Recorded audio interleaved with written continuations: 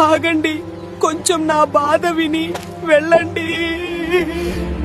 జనవరి 26వ తేదీ రోజు నన్ను గర్వంగా చూస్తారు. అందరూ నన్ను గర్వంగా ఎగరేస్తారు. కానీ మరుసటి రోజు నేను రోడ్డుపై ధూళిలో ఉంటానుతో. ఇది నాకు చాలా అంటే చాలా బాధగా అనిపిస్తుంది. నన్ను చెత్తలా పడేస్తారా?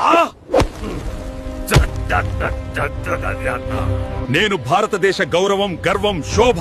దయచేసి ఈసారి నన్ను గౌరవంగా చూసుకోండి. దేశభక్తి ఒక్క రోజుకే పరిమితం కాదు. ఈ రిపబ్లిక్ డే రాకముందే ఈ సందేశాన్ని మీ కుటుంబ సభ్యులకు, స్నేహితులకు షేర్ చేయండి.